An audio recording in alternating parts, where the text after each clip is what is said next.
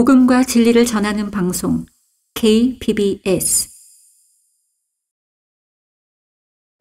그리스도 안에 감추어진 지혜와 지식을 얻는 솔로몬의 지혜. 이 시간 주제는 천사 숭배와 금욕주의입니다. 킹제임스 성경신학교 조원일 강사가 강의합니다. 사과 제목은 천사 숭배와 금욕주의예요. 천사 숭배는 다른 말로 신비주의입니다.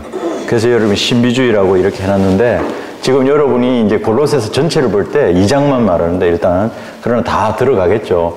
그래서 2장에서 이 이단이라든지 이게 주님을 섬기는 것에서 멀어지게 하는 게 지금 이런 구도가 있어요. 이게 세상의 유치한 원리입니다. 이 세상의 유치한 원리라고 하는 이 원리가요, 성경에서 유치하다고만 썼을 뿐이지 실질적으로는 가장 기본적인 원리라는 뜻의 영어 단어입니다. 자기들은 기본적인 원리예요. 그런데 하나님 보시기에는 유치한 거예요.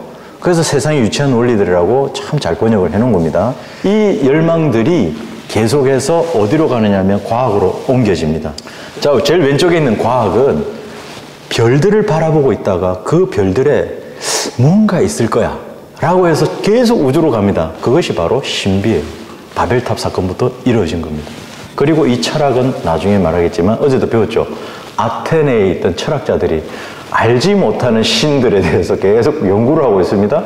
그 철학도 알지 못하는 신, 미신을 가지고 계속 신비가 뭔가 있지 않을까라고 합니다. 그러니까 이 신비는 뭔가 있을 거야 라는 생각을 가지는 거예요. 그것이, 그 뭔가가 있다는 것이 바로 신들과 같이 되고자 하는 그 마음에서 시작된 거예요.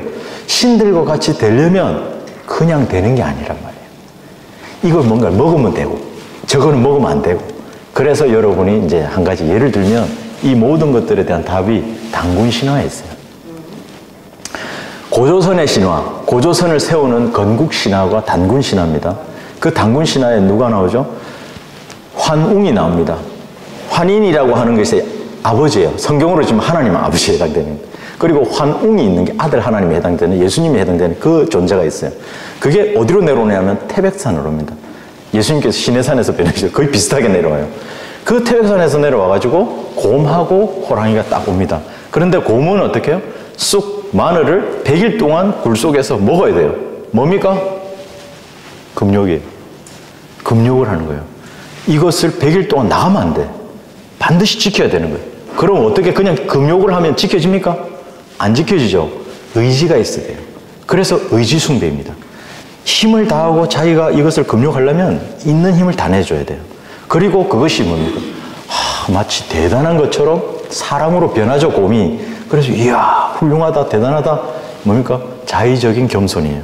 그래서 자기를 드러내게 됩니다. 그 모든 것들이 뭐 하려고요? 나도 저 천사처럼 신들처럼 되고 싶다는 그것으로 이어집니다. 그것이 지금 좀 이따가 말하는 자의적인 겸손과 천사들을 숭배함, 연결이 돼 있어요, 이게. 자기를 아주 낮추고 그리고 천사를 숭배하는 쪽으로 연결됩니다. 그래서 그 곰이 인간이 되고 난 다음에 그 인간이 누구랑? 바로 하늘에서 내려왔던 환웅과 결혼을 하죠. 신과 여자가, 곰이 여자가 되죠. 그 여자가 결혼을 합니다. 하나님의 아들들이 내려왔고 사람의 딸들을 취하는, 그것이 성경에 있음에도 불구하고 신화가 되어버린 거예요.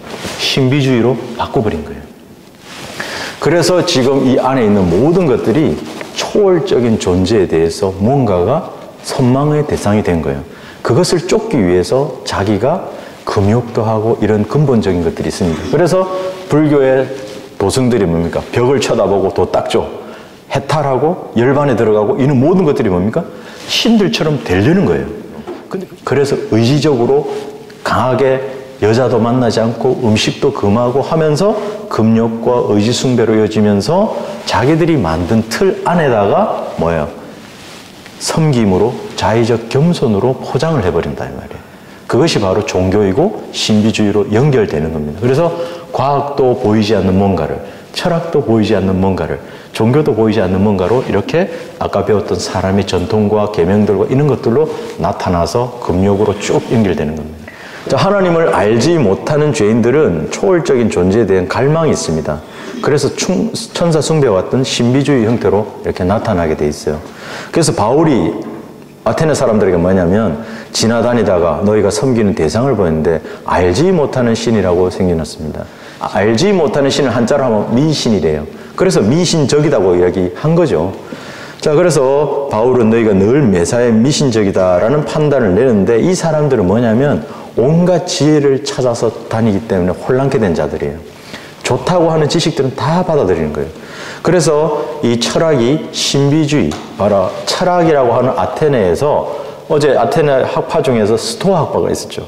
그 스토아 학파 중에서 금욕과 관련된 거예요. 그 금욕은 어제요? 자기 절제를 통해서 곰이 사람이 되고 사람이 신과 이쪽으로 쭉 연결되는 거예요. 그래서 철학인데 철학은 뭘 사랑하는 거라고요? 지혜를 사랑하는 거예요. 그 지혜는 뭐예요? 뭔가 있을 거라는 거. 그 지혜를 쫓아서 신비로운 지혜를 쫓아서 자기를 금욕을 시켜서 그쪽에 열반에 이르려고 애를 쓰는 거예요. 자, 그래서 이러한 신비주의는 원시 종교인 샤머니즘하고 유대교의 카발라, 불교의 밀교, 이슬람의 수피, 힌두의 요가, 기독교의 은사주의 같은 종교 영역뿐만 아니라 철학, 문학, 예술 등 다양한 형태에서 이렇게 확대되었다 이게요. 자, 아까도 말씀드린 것처럼 신비주의 말고 성경에는 신비들이 있습니다. 그죠? 그리고 은사가 있고 은사주의는 안 됩니다. 그런데 제목에 있는 것처럼 하나님을 대적하는 인간 사상에는 주의가 붙어요. 이게 이거다 이거죠. 그래서 금욕, 절제 있어요. 근데 그것을 금욕주의가 돼요. 사도 바울이 혼자 있는 것이, 결혼하지 않고 혼자 지내는 것이 내가 개인적으로 이야기하면 좋을 거다라고 하는 독신을 이야기했죠. 독신주의는 안 됩니다. 그렇죠? 그래서 미신 있어요. 근데 미신적이면 안 되는 거예요. 과학은 좋은 거예요. 과학적 이렇게 이상하게 이야기하지만 그런 부분들에서 여러분이 좀 보시면 되겠고, 41페이지 보시면 이제 신비주의자들의 행태입니다. 18절을 두 개로 나눠보면요. 아무도 자의적인 겸손과 천사들을 숭배함으로 너희의 상을 속여서 빼앗지 못하게 하라. 아까 골로새서 2장에서는 계속해서 주의하라, 속지 말라는 것을 4번이나 얘기합니다. 보세요. 3번 경고를 이미 했습니다. 현혹하는 말로 너희를 속이지 못하게 하라. 철학과 헛된 속임수로 노략질하지 마라. 음식으로나 마시는 것으로나 거룩한 날, 3달 안식일들에 관해서 너희를 판단하지 못하게 하라면서 지금 4번째로 마지막으로 자의적인 겸손과 천사들을 숭배함으로 너희의 상을 속여 빼앗지 못하게 하라 했다. 성경에 겸손이 있어요, 없어요? 겸손해야 돼요. 그런데 여기서는 자의적인 겸손하고는 또 다른 얘기가 나온단 말이에요. 이것은 하나님께 주신 겸손이 아닙니다. 자, 그래서 이것을 자기 비하라고 해요. 자기를 망가뜨리는 거예요. 그렇게 해서 이것이 바로 자기 겸손이다. 자의적인. 자, 일반적으로 다음 문단 보시면, 그래서 일반적으로 겸손하고 섬김을 영어로 worship이라고 그래요. 성경에도 하나님을 섬기라고 되어 있죠. 경배하라. 그런데 여기서는 천사를 숭배로 바꿔놨습니다. 번역을 해놓은 거죠. 자, 그래서 겸손하고 섬김에는 주체가 대상이 있습니다. 보시면 이렇게 죠. 누군가가 섬겨요. 그럼 한쪽이 섬기면 섬기는 대상이 있죠. 그러면 나는 뭐예요? 섬기는 자가 되는 거예요.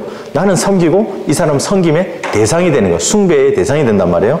그래서 예수 그리스도가 있고 성도들이 있으면 예수 그리스도를 높이고 나는 낮아지는 거예요. 그래서 생각의 겸손함으로 남을 나보다 존중하라가 되면 어떻게 됩니까? 남은 높이고 나는 낮추는 거예요. 이것이 겸손과 존중과 겸손과 숭배에 해당되는 겁니다. 그런데 여기서의 자의적인 겸손, 다음 마지막 줄에 보시면 자의적인 겸손이라는 것은 천사를 숭배하는 것이지 하나님하고는 대상이 아닙니다. 그래서 자의적인 겸손, 나를 낮추는 것은 누군가를 높이는데 이 자의적인 겸손이라는 것은 천사를 높이는 거예요. 그래서 자의적인 겸손이 이 천사 숭배로 연결이 됩니다. 그래서 이 비성경적인 겸손, 이것이 바로 비성경적인 숭배를 낳는 거예요. 그 목적이 뭐예요? 나도 신들처럼 되리라. 저 신비주의와 연결된다 그랬죠. 자, 그래서 이 타락의 종들을 삼는 것을 주의해라 했습니다. 이것이 바로 속이는 자예요. 그래서 성경에도 없는 천사 숭배를 딱 만들어 놓고 성도들한테 복종하라 라고 합니다. 그래서 이 섬김을 통해서 하는 목적이 뭐예요? 상을 뺏는 거예요. 왜? 예수 그리스도 골로새 3장 24절 뭐라고 되어 있습니까? 너희의 섬김을 통해서 상을 받는다고 했어요. 자, 그래서 뭐라고 되어 있냐면, 여러분 굵게 쳐놓은 거 보시면 너희가 유업의 상을 주께로부터 받을 줄 아미니 너희가 주를 섬기고 있죠. 주 그리스도를. 자, 섬김에 대해서는 상이 있어요. 그러면 자의적인 섬김을 통해서 천사들을 숭배했으면 천사들을 숭배하는 대가로 내가 상을 받아야 되잖아요. 맞죠? 그 원리라면 내가 주님을 신실하게 겸손한 가운데서 섬겼으면 주님으로부터 그 섬김에 대한 상이 있습니다. 그럼 나는 자의적인 겸손으로 천사를 숭배했다면 천사로부터 상을 받겠죠. 그럼 천사가 높아요? 우리가 높아요? 천사가 높죠. 그런데 고린도서 6장에서 뭐라 했습니까? 너희가 천사들을 판단하고 심판할 줄을 모르겠느냐 했죠. 우리는 성도들은 천사들을 심판하는 자리에 있는 사람들입니다. 그런데 어떻게 해서 천사를 숭배하느냐라고 말씀을 하고 있는 겁니다. 자, 그래서 여러분이 설명해 놓은 게 바로 그 아래쪽에 있는 박스 바로 위에 있습니다. 굵게 쳐 있는 골로새서 3장 24절 참조구절 다음에 따라서 상은 당연히 높은 이가 낮은 자에게 수여하는 거고 천사들을 숭배하는 자들은 천사들로부터 상을 받게 되죠. 그래서 천사들을 숭배하는 자는 천사들보다 못한 자가 되고, 그러나 성경은 천사들을 심판하는 권세가 누구에게 주어졌다고? 성도들에게 주어졌다 이 말이에요. 그래서 우리는 천사 숭배가 성경적이지 않다라고 할 수 있습니다. 그러나 요거 딸랑해서 천사 숭배는 거짓이야, 비성경적이야 하지 말고, 천사 숭배가 궁극적으로 이 신비주의와 바로 연결되어 있기 때문에 여러분이 알고 계셔야 돼요. 자, 박스 보시면 천사 숭배를 금하는 5가지 이유는 신약교회에서 이 당시에 바로 1세기 때 수십 년 흘렀을 때 거짓 교사들이 들어왔어요. 그리고 많은 축복을 받고 너희가 일정 수준의 거룩함에 유지되려면 나는 길이요 진리요 생명이라고 하는 그 길 말고 다른 길이 있어, 다른 방법이 있는데 그게 천사 숭배야 라고 한 거예요. 그래서 바울은 지역교회 성도들에게 지금 주의를 하라고 경고를 하고 있는 겁니다. 그래서 이 명령은 옛날부터 있었던 거지 바울이 새로 한 명령이 아니에요. 그래서 창세기 20장 3절에서도 이미 다른 신들에 대해 섬기는 것들에 대해서 말씀을 하고 있습니다. 그래서 왜 하지 않아야 되는가를 성경에서 정리를 해놨는데요. 하나님께서 다른 신들을 섬기라고 하지 말라 했죠. 두 번째는 예수 그리스도만이 우리의 중보자가 되기 때문에 천사는 아무 의미가 없습니다. 세 번째는 아까 말한 것처럼 상을 빼앗을 수 있기 때문에 그 유업의 상을 잃게 된다고 말씀하고 있어요. 네 번째는 하나님보다 더 숭배받기를 원하는 존재를 반드시 알아야 돼요. 그게 사탄이에요. 자, 5번째는 주님은 찬양받으시기에 합당하신 분입니다. 결국 다 똑같은 거예요. 누굴 숭배하라고? 주님을 이렇게 경배하고 높여드려야만 된다는 것을 성경에 말씀하고 있습니다. 나 외에는 다른 신이 없다라고 말씀하시죠. 그 하나만으로 모든 게 끝나는 겁니다. 자, 이제 두 번째, 이제 18절 다음 하반부에 보시면 억지 주장하고 헛된 과장이 있는데, 자, 보십시오. 그는이 누구냐면 아무도라고 할 때 그 아무도가 그는입니다. 아무도, 저 사람이 하든 이 사람이 하든 그 아무도가 그는이라고 영어로 지칭해 놨습니다. 이 그는 보지 않은 것을 억지 주장합니다. 안 본 거예요. 자기 육신의 생각으로 헛되이 과장하는 겁니다. 헛되이 과장하는 게 뭐죠? 부풀렸다 이 말이에요. 자, 보시면 예수 그리스도의 부활을 목격한 사람이 많습니다. 베드로도 봤죠? 그리고 요한도 봤죠? 사도 바울도 봤습니다. 그렇게 뭐라고 이렇게 이야기합니다. 주 예수 그리스도의 능력과 오심에 관해서 할 때 교묘하게 꾸며낸 이야기가 아니라고 그래요. 꾸며낸 이야기 아닙니다. 헛되이 과장한 이야기 아닙니다. 보지 않은 거를 나 봤다고 주장하는 게 아니라 이 말을 하고 있는 겁니다, 지금. 자, 사도 요한도 눈으로 보았고 주목하여 살폈으며 손으로 만져봤다 했죠. 그 육신을 오신 하나님 아들을 요한도 증거했고, 사도 바울은 또 뭡니까? 예수 그리스도 부활의 증인이에요. 많은 개바에게도 보였고 막 하는 그 고린도서 15장에서 바울이 이야기하면서 이렇게 본 사람들 500명이나 넘어. 자, 보지 않은 것을 주장하는 사람들이 아니에요. 나 봤다고. 그 보지 않은 걸 억지로 주장하는 거예요. 이 주장은 억지 주장이라 그러고, 자기 생각으로 막 헛되이 과장하는 거, 부풀리지 않은 거예요. 진실만을 말하는 사람들이다 이 말이죠. 그것을 성경에서는 그분의 위엄의 목격자들이다 이렇게 이야기를 하고 있는 거예요. 아까 뭐라 했습니까? 골로새서는 계속 그의 보혈을 통해서 우리가 그와 함께 죽었고 계속 주님의 중심이 되는 생각에서 이 이야기들을 계속 끌어내고 있음을 여러분이 아시면 되겠습니다. 하지만 보지 않은 것을 본 것처럼 말하거나 사실이 아닌 것을 사실처럼 이야기하는 것을 뭐라고요? 억지 주장이나 교묘하게 꾸며낸 이야기라고 하는 것이에요. 자, 이처럼 억지로 뭔가를 주장하는 대표적인 사람이 뭐냐? 성경 비평가들이에요. 그들은 원문을 보았다. 원문을 본 것처럼 보지도 않으면서 원문을 자꾸 들먹거려요. 그래서 성경에 근거하지 않은 육신적인 생각으로 그들은 헛되이 과장을 하는 거예요. 아, 이럴 것이다, 저럴 것이다. 보지 않은 원문을 들먹이면서 보존된 성경보다 자신들의 권위를 높이면서 누구예요? 자기를 섬기라 이거예요. 그래서 종교개혁 성경인 킹제임스 성경을 뜯어고칩니다. 그렇기 때문에 이들은 보지 않은 걸 억지로 주장한 거예요. 너도 안 봤는데 왜 너 원문 자꾸 들고 나오냐 이거예요. 자, 그래서 누구든지 하나님의 말씀을 다른 사람에게 전할 때는 어떻게 된다고요? 사실 그대로. 이 사실 그대로를 전하는 것이 뭡니까? 자기 육신의 생각으로 헛되이 과장하지 말라는 거예요. 포장 씌우지 말라는 거예요. 그래서 하나님의 말씀을 전할 때도 사실 그대로를 전해야 되고, 사도 바울이 한 것처럼 우리가 하나님의 말씀을 들을 때도 뭐예요? 사실 그대로 받아들여야 효과적으로 역사할 수 있다고 데살로니가에 의해서 말씀하고 있죠. 말씀을 전할 때나 말씀을 받을 때 사실 그대로 해야 된다고 말씀하고 있습니다. 자, 44페이지 보시면 보지 않은 것을 억지로 주장하는 또 다른 존재가 있는데 바로 과학자들, 철학자들, 여기에 있는 신비주의자들이 계속해서 나오고 있습니다. 자, 과학자들은 주로 뭐합니까? 가설을 세워요. 그래서 뭔가를 가정을 세우고 그 가정이 맞다는 걸 증거하기 위해서 계속해서 증거들을 끌어다 모으는 사람들이 바로 과학자들입니다. 그래서 그것을 잡동사니를 끌어모은다고 표현해놨습니다.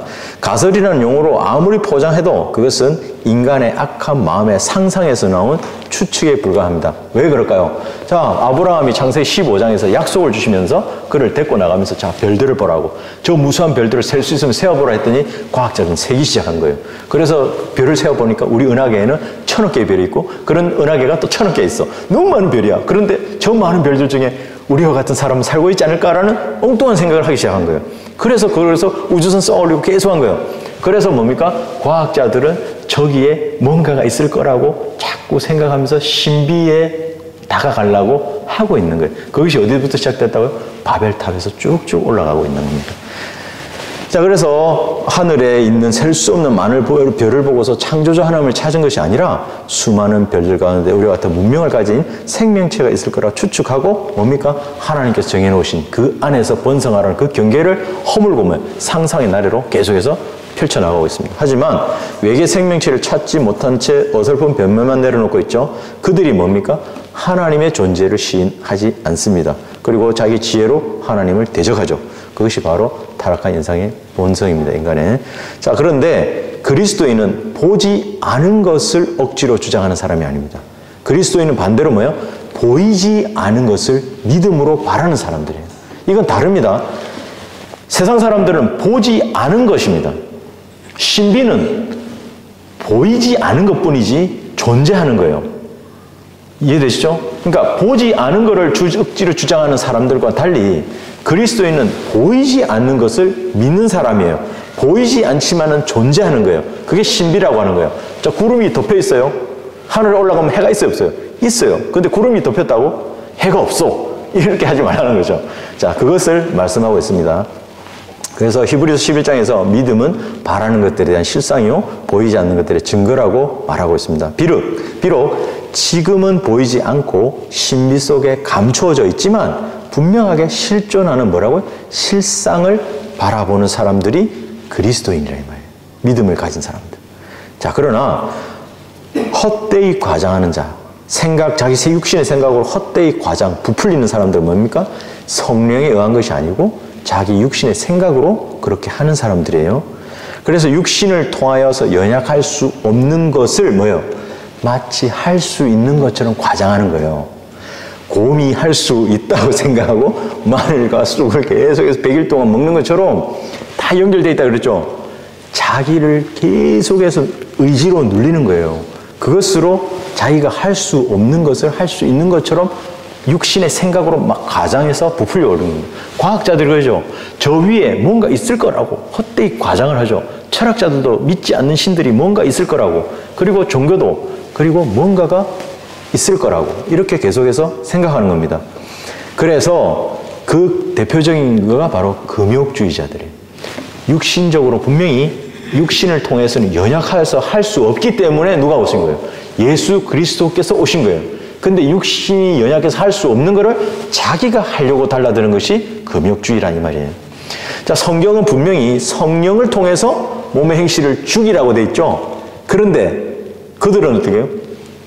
골로새서 3장 5절에 보시면 땅 위에 있는 너희 지체를 죽이라 그러니까 그래 죽여야지. 그래서 안 먹고 벽 쳐다보고 목탁 두드리고 계속 그래서 뭡니까? 수녀나 신부들에게 아니면 중들에게 뭐 물어보십시오. 땅 위에 있는 너희 지체를 죽이라고 했잖냐. 너희 성경에 돼 있네. 근데 성경에서 뭡니까? 성령을 통하여 몸의 행실을 죽이라고 돼 있단 말이에요. 그러니까 지금 금욕주의자들은 성령을 통해서 이 죽이는 걸 전혀 몰라요. 그러니까 땅 위에 있는 너희 주체를 죽이라는 요것만 딱 가지고 계속해서 죽이려고 애를 쓰는 게 바로 금욕주의자들이에요. 자, 이러한 금욕은 오직 자기만을 드러내는 거예요. 그래서 성령의 열매는 못 냅니다. 그렇지만 성경에는 뭐가 있습니까? 겸손도 있습니다. 숭배도 있죠. 섬김도 있죠. 절제, 금욕하는 것도 있습니다. 이것은 하나님의 명령이에요. 하지만 그분 안에 있는 지혜와 지식을 따르지 않고 행한다. 이게 뭡니까? 여러분이 배웠던 신비의 지식이고 진리의 지식에 따라 하지 않으면 어떻게 된다고요? 자기 육신의 생각으로 헛되이 막 마음껏 부풀려 된다는 거죠. 그렇게 해서 잘못 적용해서 결국 어떻게 돼요? 그 겸손이 자의적인 겸손이 되고 주님을 섬기는 숭배가 천사 숭배가 되고 나는 할 수 있어. 의지 숭배가 되고 그 다음에 뭐예요?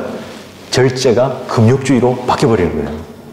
진리를 안 믿게 되면. 자, 이래서 어떻게 되냐면 의지 숭배가 왜 천사 숭배고 신들과 같이 되느냐 하면 여러분이 이사야서 14장에 뭐라고 되어 있습니까? 사탄이 내가 하나님같이 되리라. I will. 나는 그렇게 하리라. 나는 I will. 나는 할 것이야. 5번이나 그렇게 얘기해요. 여러분이 TV에서도 보면 나이키라는 광고가 있습니다.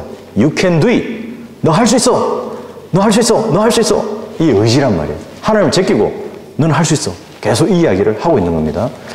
자, 그래서 성경의 신비도 있고 있지만 이 종교적 신비주의가 다른 것을 여러분이 여기서 오늘 배우겠습니다.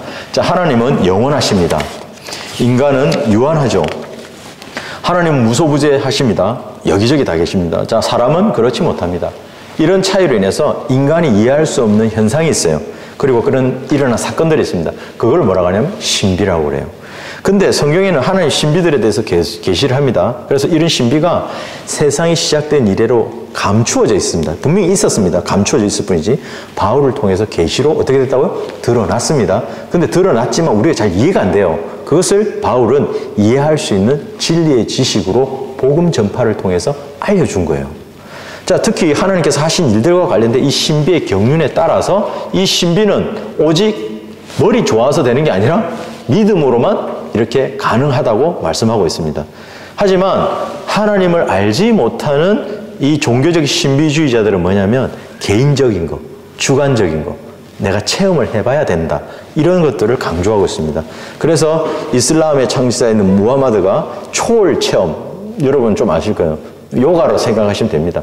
명상, 뭔가 이런 확 몸에서 뭔가 유체 이탈되고 뭔가를 우주로 다가가고 이런 모든 것들이 이제 함께 일어나는 거예요. 그래서 그 다음 줄 보시면 하지만 그러한 신비적인 체험은 그리스도의 몸된 교회가 등장한 이후로 그 어떤 그리스도인에게도 나타난 적이 없습니다. 그렇기 때문에 하나님의 말씀 위에 또 다른 특별한 계시를 신비적인 형태로 받았다거나 그것을 믿는 것은 어리석은 겁니다. 왜냐하면 성경에 나타난 신비는 하나님의 계시인 말씀에 기초하고 있어요. 그렇기 때문에 종교적인 신비는 주관적이고 어떻다고요? 개인적 신비가 체험을 핵심을 하고 있어요. 그래서 은사주의자들 방언을 그렇게 해보고 싶고 체험하고 싶어 하는 거예요. 그래서 아까 말씀드렸죠. 은사주의. 은사는 있어요. 하지만 은사주의는 안 된다고. 그 신비로 다 샤머니즘하고 다 연결됐어요. 그러니까 내가 뭔가를 체험해봐야 돼. 내가 꿈을 꿨는데 구원받았다고 하는 사람들이 다 어떻게 간증해요? 내가 자는데 갑자기 예수님 나타나서 꿈에 이렇게 하시는 뭔가 자꾸 체험하고 싶어 하는 거야. 이것이 바로 하나님의 신비는 계시로 말씀으로만 주어진다는 것을 이 사람들은 알지를 못하고 있는 겁니다. 자, 다음 페이지를 보시면 이제 46페이지에 진리에서 벗어난 금욕주의. 자, 세상의 유치한 원리입니다. 머리를 붙들고 있지 않습니다. 이게 뭐냐면 머리를 붙들고 있지 아니하느라고 끊어놓고 자, 머리를 붙들게 되면 온 몸은 머리로부터 마디와 힘줄을 통하여 영양을 공급받고 엮어져서 하나님께서 자라게 하심으로 자랍니다. 그래서 너희가 그리스도와 함께 세상의 유치한 원리에서 죽었습니다. 아까 어디 했죠? 법령에 죽었다 했죠. 근데 세상에 유치한 원리나 법령이 다 똑같은 겁니다. 어찌하여 마치 세상에서 살아있는 것처럼 법령에 복종하느냐. 자, 법령, 세상에 유치한 원리들. 자, 그러면 모든 정사와 권세의 머리라고 했죠. 예수 그리스도께서. 이걸 붙들고 있지 않으면 어떻게 되나요? 머리를 붙들고 있지 아니하나 딱 끊었어요. 그러니까 머리를 붙들면 머리로부터 온 몸의 영양 공급을 받아서 나는 자랍니다. 그리고 뭐예요? 10절에서도 말씀한 것처럼 그리스도 안에서 온전해질 수 있습니다. 그런데 사도 바울은 그러한 자들에 대해서 뭡니까? 머리를 붙들고 있지 않는 자들, 법령을 붙들고 세상에 유치한 원리들, 과학과 철학들 막 붙들려 하는 사람들에게 뭐라고 한다고요? 성령 안에서 시작했다고. 왜 지금은 육체로 온전해지려고 하느냐? 그리스도 안에서 온전해진다고 분명히 방금 이야기했죠. 어디에 있습니까? 골로새서 2장 10절에서 뭐라고 되어 있어요? 너희도 모든 정사와 권세의 머리이신 그의 안에서 온전하게 되느니라. 10절에서 분명히 그의 안에서입니다. 계속 성경에서 그의 안에서, 그의 안에서. 그런데 뭐예요? 지금은 육체로 너희가 온전해지려고 하느냐? 쑥 먹고 마늘 먹고 이래가지고 지금 온전해지려고 해? 금욕해서 도 닦아서 온전해지려고 해? 신들처럼 되고 싶은 거야? 이 이야기를 하고 있는 거예요. 자, 그래서 세상에 살아있는 것처럼 법령에 복종하냐고 꾸짖고 있는 거예요. 자, 머리이신 예수 그리스도를 붙들지 않고 철학, 과학, 사람의 전통, 세상의 유치한 원리 같은 썩은 동아줄을 붙들고 있으면 그렇게 된다 이 말이에요. 자, 반면에 예수 그리스도와 함께 장사되고 일으켜졌고 살리심으로써 그 죄가 허물 모두 용서된 사람은 뭐예요? 앞에서 말했죠. 머리를 붙들고 있는 사람이어야 한다 너희가. 자, 그리스도인은 육신 안에 살고 있습니다. 그리고 육신 안에 있어요. 그렇지만 육신을 따라 사는 사람이 아닙니다. 그리스도 안에서 사는 사람들이죠. 그렇기 때문에 그리스도인은 육신 안에 있으면서 육신을 억제하려고 할 때, 지체를 죽이려고 할 때 자기 의지 능력이 아니라 어떻게 해요? 성령의 능력으로 적극적으로 그것을 해야 된다 이거예요. 그렇지 않으면 어떻게 됩니까? 금욕 안 좋아. 금욕하면 안 된다며. 그래서 나 모르겠어. 이렇게 하지 말라는 거예요. 성경에서 금욕이 있습니다. 금욕주의가 안 되는 거죠. 그것이 뭔가가 종교로 바뀌어버리면 안 되는 거예요. 그런데 이것은 금욕이라고 하는 것은 절제, 내가 육신을 죽이고 할 때는 성령을 통해서 성령 안에서 하라는 것이 가로치기를 해버리면 이제 문제가 되는 거죠. 그 가로를 빼고 성령 안에서 반드시 해라. 그래서 만일 우리가 성령 안에서 산다면 육신 안에 사는 게 아니에요. 성령 안에 산다면 어떻게 해요? 또한 육신 안에서 행하자라고 하고 있는 겁니다. 자, 그렇기 때문에 47페이지 오시면 세상에 유치한 원리를 따르는 자, 결코 그리스도를 따르는 자가 아님을 말씀하고 있습니다.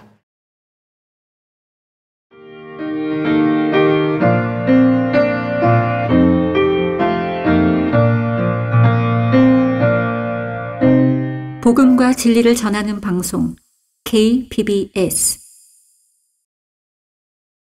자, 2번 보시면 사람의 계명들과 교리들, 이것이 이제 손대지 말라, 맛보지 말라, 만지지 말라 하는 것이니 사용함에 따라 부패할 모든 것이라. 이것은 사람의 계명들과 교리들을 따른 거다. 자, 법령, 세상에 유치한 원리들, 사람의 계명들, 그 다음 뭐예요? 사람의 명령들, 이런 모든 것들이 어떻게 되느냐? 다 같은 말인데 말라, 말라, 말라죠. 금욕이란 말, 하지 말라, 금지했죠. 그러니까 하지 말라 하니까 뭐예요? 아이들한테 할아버지가 저 꿀단지 좀 만지지 마. 이렇게 뭔가가 있을 것 같아. 이 신비란 말이에요. 금하면 거기에 뭔가가 있다고 생각하는 거예요. 그래서 네바다 주에 51구역 우주인이 나온다, 외계인이 있다. 그 가지마, 극지방 남극에 접근하지 마. 이러면 뭔가 있는 것 같아. 신비주의로 확 감싸버리는 거예요. 그러니까 하나님께서 선과 악의 지식의 나무에서 나는 열매 먹지 마. 그러니까 저게 뭔가 있을 것 같아.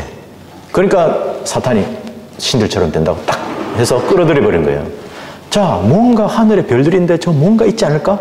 바로 그것이 하지 말라, 하지 말라. 그 안에서 하지 말라고 했더니 뭔가 있다고 하는 신비를 자꾸 만들어내는 거예요. 자, 맛보라는 것을 하려면 어떻게 합니까? 내가 맛을 보려면 손 뒤로 하고 이렇게 맛을 봅니까? 손을 대야죠. 손 대지 말라. 그 다음 뭐요? 만지지 말라, 맛보지 말라 이거예요. 그래서 그 강도가 지금 손을 대고 만지고 이렇게 가는 겁니다. 이 모든 걸 금욕이라고 해요. 자, 본문 22절 보십시오. 박스 밑에. 그래서 사람의 계명들과 교리들을 따르는 것을 법령에 복종하는 것이라고 지금 설명했죠. 근데 손으로 쓴 법령은 하나님 말씀입니다. 실제적으로는. 그 원래 손으로 쓴 법령은 레위기에 하나님께서 모세에게 준 율법이고 그런 법령이지만 이거를 이들이 신격화해버린 거죠.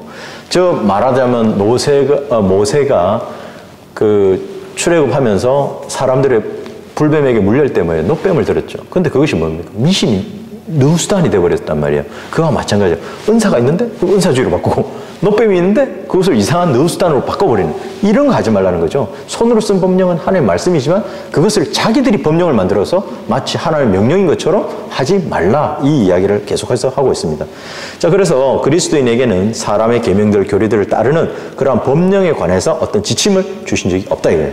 그런데도 이러한 법령이 성도들을 거룩함을 유지하는 방법이라고 주장하는 거예요.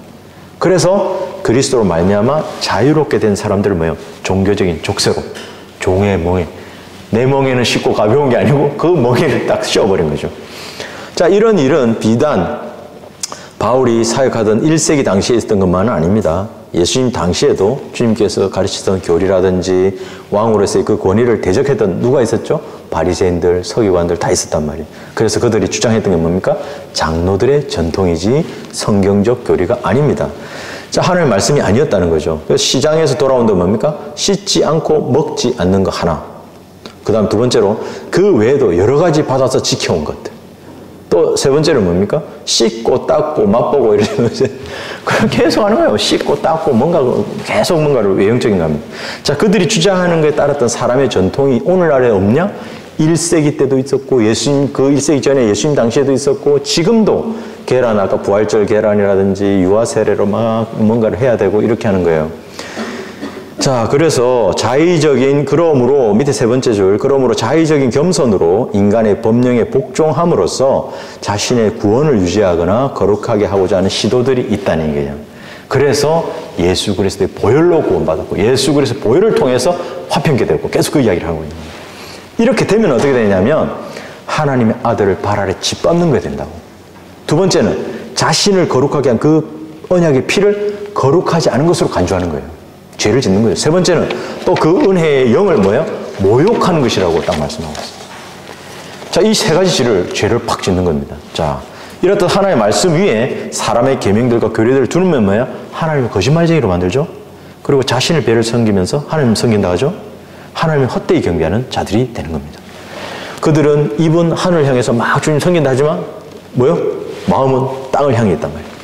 그들을 타락한 자들이라고 합니다.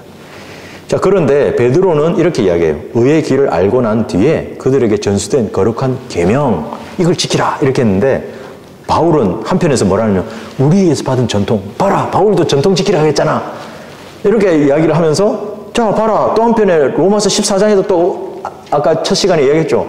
먹지 말고 어떤 것은 나를 위해서 먹어도 되고 먹지 않아도 되고 막 이야기했잖냐. 바울도 뭐 전통 이 전통 아니야? 막 이렇게 얘기를 슬쩍 꺼냈어요. 그런데 그 바울이 말하는 전통은 뭐예요? 누구를 위하여? 주를 위하여. 그것이 핵심이라는 거죠. 성도들을 세우기 위하여. 그 모든 것이 교회를 그리스도의 몸된 교회를 세우는데 그 목적이 있다는 거예요. 그 목적이 다르다는 것을 분명히 말씀하고 있습니다. 자, 이제 세 번째로 지혜 있는 것처럼 보이지만 아무 소용이 없는 것입니다. 자, 이런 것들이 의지 숭배, 그 다음에 뭐예요? 겸손, 그리고 금욕에는 지혜 있는 것처럼 보이지만 육체를 만족시킨 데는 아무 소용이 없습니다. 자, 숨길 수 없는 인간의 욕망, 뭐죠? 신들처럼 되고 싶은 거. 이브에게 다가와서 성과 악의 지식의 나무에서 나는 열매를 먹지 말라. 뭔가 하나님 있는 것 같아요. 신들처럼 될 거야. 그래서 눈이 떠요. 너 눈이 열릴 거야. 나도 그렇게 되는 거야? 그래서 곰도 사람처럼 될 거야. 그리고 신과 결혼하고 이런 모든 것들이 의지를 쓰지 않으면 할 수 없는 거예요. 자기 절제, 금욕 이런 것들은 뭡니까? 자기 의지로서 그걸 자기의 육신의 정욕을 눌러뜨려야 되는 거예요. 성령으로 눌러뜨리는 게 아니고 육신의 열성으로 의지로 눌러뜨리는 거예요. 그래서 뭐가 나온다고요? 의지 숭배가 나오는 거예요. 그래서 금욕을 하려면 의지를 써야 되고 그 의지가 최고인 것처럼 만드니까 의지 숭배가 되는 거예요. 그것이 바로 아까 뭐랬습니까? 자기를 어떤 틀을 만들어서 그 틀을 섬기려고 하니까 자기를 꾸겨 넣죠. 그래서 자의적인 겸손이 일어나는 거예요. 아까 말한 것처럼 나는 너희는 신들처럼 되리라. 그 종교란 말이에요. 천사 숭배가 있죠. 그래서 나는 나 자신을 거기다 끼워 넣으려고 하니까 겸손이 일어나요. 근데 그냥 겸손만 하면 안 되거든. 뭔가가 좀 드러나야 돼. 그래서 금욕을 통해서 뭔가를 안 먹고 억제하고 뭔가 일어나야 돼요. 그랬더니 그것은 그냥 일어나는 게 아니고 뭐예요? 의지를 써야 되거든요. 그래서 자의적인 겸손, 의지 숭배, 금욕 다 함께 아우러지는 거예요. 이것을 뭐예요? 사람의 전통이나 계명이나 교리로 싹 포장을 해서 종교역에 딱 드러낸 거예요. 이것이 바로 뭡니까? 로마 가톨릭이란 말이에요. 그리고 은사주의란 말이에요. 이것이 바로 신비하고 연결되어 있습니다. 아까 말했죠? 과학이나 철학이나 종교가 모두가 뭔가 있을 거야 라면서 자기를 높이고 싶어하는, 천사들과 같이 되고 싶은, 그것이 바로 이 신비주의로 다 연결되어 있습니다. 자, 그래서 숨길 수 없는 인간의 욕망, 그 억누르려고 하는 금욕주의자들, 예수 그리스도의 보혈이 아니라 자기의 행위로서 그것을 눌러뜨리려고 하는 것입니다. 그래서 수도성이라든지 금욕주의자들은 겉으로는 하나님 사람처럼 거룩하게 보일 수 있을지언정 성령의 능력으로 하는 것이 아니라 뭐예요? 자기 의지로, 육신의 의지로 숭배하면서 성별을 유지하려고 하고 있습니다. 이러한 의지의 능력은 뭡니까? 자신을 성인, 거룩한 자처럼 드러내려고 하고 최종적으로 어디예요? 신들처럼 되고 싶어하는 그런 거죠. 지혜롭게 보일 수 있어도 그저 자기 절제력만 높이는 것뿐이에요. 자, 이것은 바로 사람의 생각이나 의지를 숭배 대상으로 삼는 의지 숭배인 거예요. 아, 대단한데, 어이, 고음 대단해. 숭배하는 거예요. 대단하다고. 자, 이렇듯 믿음과는 전혀 상관없는 의지 숭배가 금욕이나 고행을 통해서 뭔가 더 나아지고 있다는 거예요. 아, 어디요? 신들에게 점점 더 가까워지고 있는 거예요. 자, 이렇게 더 나아지가 있다고 생각하는데, 비록 자신이 정한 금욕 생활이 정욕을 조절하고 음란한 마음도 싸우고 방탕함에 맞설 수 있지는 몰라도 이것으로 어떻게 된다고요? 온전케는 안 됩니다. 아까 어떻게 돼요? 10절에서 뭐라고 했습니까? 너희도 모든 정사와 권세의 머리신 그의 안에서 온전해진다고 말씀하고 있죠. 예. 그래서 19절에서 뭐라고 했습니까? 하나님께서 자라게 하심으로 자라야 된단 말이에요. 그래야 온전해집니다. 자, 육신을 만족시키는 데는 전혀 소용이 없다는 것이 23절의 성령께서의 결론입니다. 자, 금욕과 같은 과장된 절제입니다. 금욕은 있잖아요. 자기 생각으로, 육신의 생각으로 헛되이 과장하는 아주 부풀리는 절제예요. 대단한 것처럼 남들이 할 수 없는 것을 내가 마치 하는 것처럼 드러내는 헛된 과장을 말하는 겁니다. 그래서 자신을 정녕 죄에게 죽은 자처럼 보이게 해요. 죄에게 죽은 자처럼 보이게 하는 거예요. 과장하는 거죠. 그것은 오직 자아만을 드러낼 뿐입니다. 아무리 손대고 맛보고 만지는 것을 그만둔다고 해도 그것은 은혜 안에서 자라는 것과는 전혀 상관이 없습니다. 그래서 뭡니까? 의지숭배, 겸손, 금욕이라고 23절에 써져 있지만 그 겸손은 자의적인 겸손이죠. 의지숭배와 겸손과 뭐예요? 바로 금욕은 한 통속이다. 같이 연결되어 있다는 것을 아십시오. 왜 그냥 아무렇게 써놓은 게 아닙니다. 하나님께서. 자, 그렇게 해서 육신이 여전히 살아있음을 입증만 할 뿐이지 육체를 만족시키는 데는 아무리 소용이 없습니다. 왜? 육신의 생각은 하나님과 원수되죠. 하나님의 법에 복종하지 못하죠. 하나님을 기쁘시게 할 수 없습니다. 이 세 가지입니다. 그런데도 그들은 육신의 생각으로 그것을 모방하고 오히려 더 훌륭한 것으로 꾸미며 그것을 헛되이 과장하고 있습니다. 그래서 비록 육신의 의지가 육신의 정욕을 최소한도로 억제해 누를 수는 있어도 그것은 자기의 의지 능력만 자꾸 높이는 것뿐이지 아무것도 아닌 겁니다. 그래서 뭐 학교 다닐 때 CCC나 이런 것들을 막 가입해서 막 기분 좋아가 막 들떠 있어요. 그런데 좀 있으면 푹 사가버려요.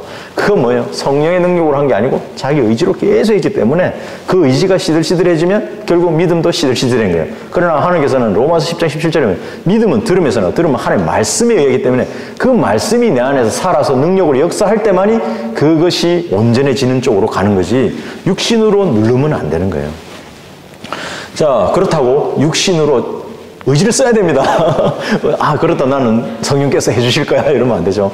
자, 두 번째 단락 마지막. 반면 성경에서 보여주는 바울의 금욕은 가톨릭 수도승들의 그것과는 전적으로 다릅니다.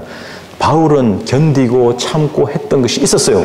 봐라, 바울도 그랬지 않냐. 그러나 여러분이 이야기할 때는 그는 성령을 통하여 그리스도 안에서 이렇게 했다는 주님과 죽었고 묻혔고 부활했던 그 생각을 가진 사람이고 그렇게 한 사람이죠.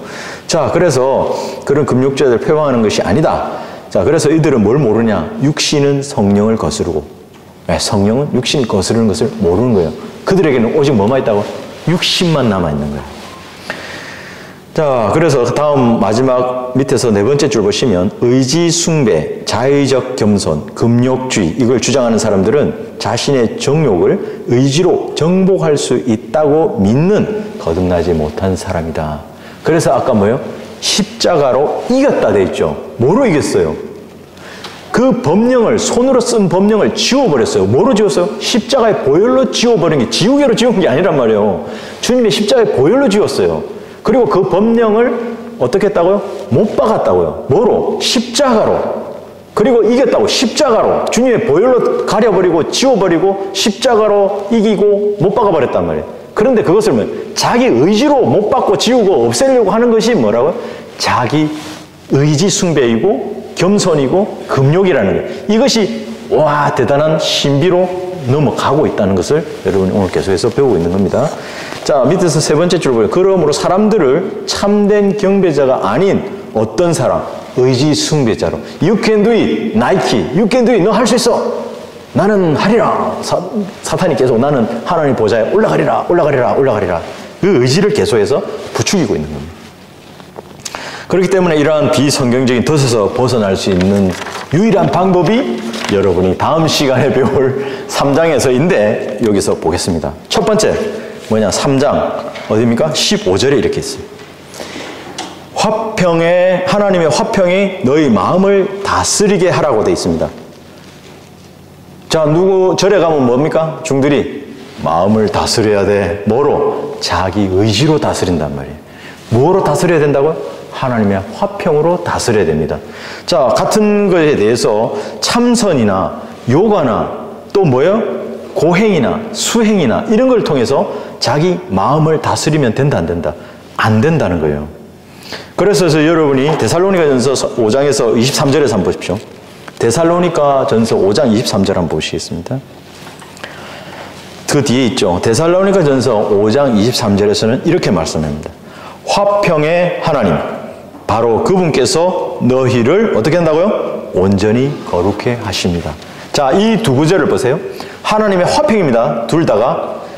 하나님의 화평이나 하나님의 평강이 첫 번째는 너희 마음을 다스리는 거예요.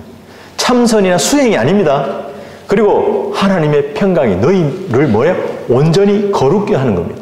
금욕이나 뭐 자기 절제나 이런 걸 통해서 거룩하게 되는 게 아니에요. 하나님의 화평은 어떻게 이루어졌습니까? 예수 그리스도의 보혈을 통해서 이루어졌다고 골로새서 2장 어디에서 그랬어요? 골로새 1장 20절에 됐죠. 그의 십자가의 보혈을 통해서 화평을 이뤘어요. 우리는 주님과 어떻게 됐어요? 로마서 5장에서 원수됐다고 했습니다. 그 원수된 관계를 십자가의 보혈을 통해서 화평케 했습니다. 그렇기 때문에 주님의 보혈을 통해서 구속도 되었고 주님의 보혈을 통해서 화평도 이루어진 거예요. 골로새서에서 두 가지가 딱 나온단 말이에요. 14절과 뭐예요? 20절에서 보혈을 통해서 구속도 되었고 보혈을 통해서 화평도 이뤘어요. 그걸 통해서 우리가 하나의 화평으로 마음을 다스리라고, 너의 육신을 죽은 것으로 생각하라고, 겸손하라고 계속 마음을 다스리고 너희가 거룩하게 되는 거지. 그것이 바로 하나님의 화평. 어디서 온 거예요? 그리스도의 보혈을 통해서 온 거란 말이에요. 그렇지 않고 요가나 참선이나 자기가 막 되고 이러면 안 됩니다. 두 번째 방법이 바로 그 다음 주에 있는 골로새 3장 16절입니다. 그리스도의 말씀이 모든 지혜로 너희 안에 풍성히 거하게 해야 된다는 거예요. 그렇지 않고 이것이 뭐입니까? 그리스도의 말씀이 뭐라고 했습니까? 제가 처음에 신비의 지식이란 말이에요. 그 지식이 내 안에 들어와 있어야 되지 이런 신비주의가 자기 머리를 장악하면 안 된다는 거예요. 그것이 나 안에 풍성히 거하라고 두 번째 말씀하시고 있고, 세 번째 마지막으로 바로 17절입니다. 또 말에 있었으나 행실에 있었으나 무엇을 하든지 모든 것을 주 예수의 이름으로 하라고 되어 있습니다. 아까 로마서 첫째 시작할 때 됩니까? 로마서 14장에서 주를 위하여, 주를 위하여, 주를 위하여. 아니 안 먹고 절제하는 거, 살 뺀다고 다이어트, 주님을 섬기기 위해서 내가 건강에 해가 되니까 나는 금욕을, 또 금식을 좀 해야 되겠네. 내가 정말 힘든 일이 있어서 해야 되겠네. 권장 상황이에요. 그러나 금식과 기도를 할 수 있지만 금식주의자, 금욕주의자가 되지 말라고 하고 있는 겁니다. 그래서 너가 고린도전서 10장 31절 마지막 절에서 이렇게 써놨어요. 너희가 먹든지 마시든지 무엇을 하든지 뭐요? 아버지의 영광을 위해서 하라고 되어 있는 겁니다. 그래서 여러분이 지금 과학과 철학과 종교, 이 골로새서 2장에서 나오는 이 모든 비성경적인 것들이 뭐라고요? 바로 세상의 유치한 원리들이에요. 이것을 따르지 말고 우리가 예수 그리스도의 보혈로 거듭났고 그 보혈을 통해서 나의 마음을 다스리게 하는 그 화평이 거기에 있기 때문에 하나님께서 하나님의 화평, 그리고 예수 그리스도의 진리의 지식, 말씀, 그리고 무엇을 하든지 주님에 위한 영광, 이것으로 나의 믿음 생활을 한다 그러면 그 어떤 비성경적인 교리도 내가 막아낼 수 있다고 계속해서 골로새서가 3장, 4장에서는 실질적인 믿음에 대해서 이렇게 설명해 나가고 있다는 것을 여러분이 잘 알고 다음 강의를 아주 열심히 들으면 되겠습니다. 강의 마치겠습니다.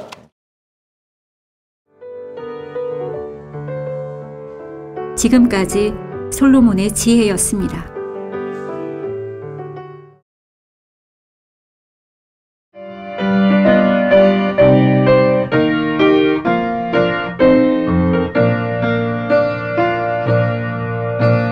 복음과 진리를 전하는 방송 KBBS